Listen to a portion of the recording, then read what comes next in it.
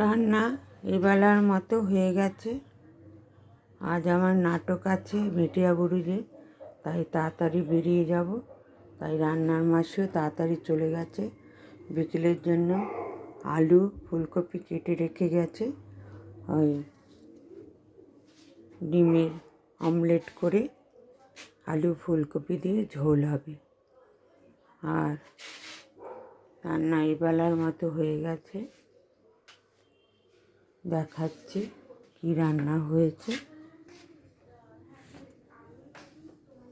এখানে রয়েছে ভাত, এখানে রয়েছে আলু, কাঁচা টমেটো, পেঁয়াজ, হিং ফোড়ন দিয়ে আর পাঁচ ফোড়ন দিয়ে আদা বাটা দিয়ে ভালো করে তরকারিটা করা হয়েছে। এটা একই সাইজের আলু, কাঁচা টমেটো আর পেঁয়াজ কেটে তরকারিটা খুব ভালো হয়। ইচ্ছে হলে একটু জিরের গুঁড়ো, ধনের গুঁড়ো, লঙ্কার গুঁড়ো দেওয়া যায়।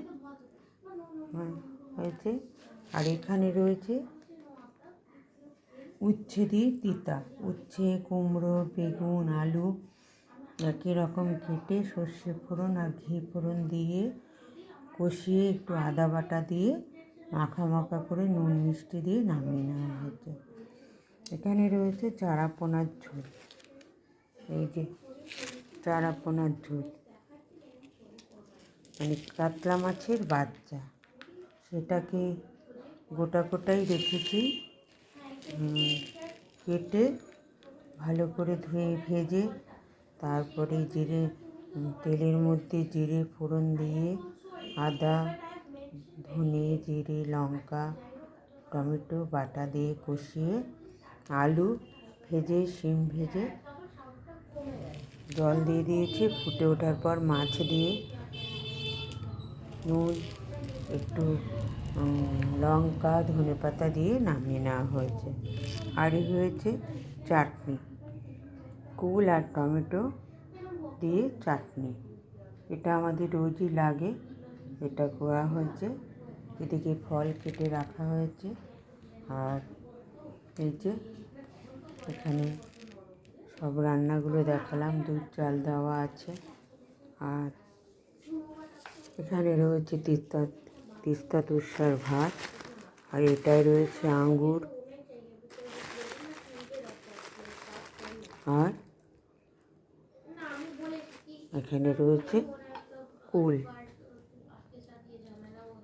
আমি আজকের রান্না খাওয়া দেখালাম।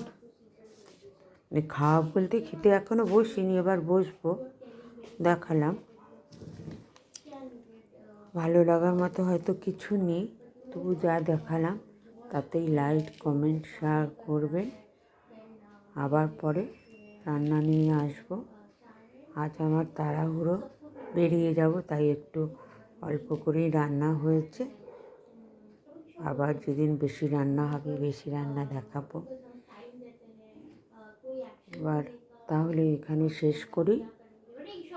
আর অনেক বাটা আছে ফ্রিজের মধ্যে, শিম বাটা, তারপরে কপি পাতা বাটা, পিঠ বাটা। যখন খাবো তখন যে কোনো একটা বাটা দিয়ে খেয়ে নিই।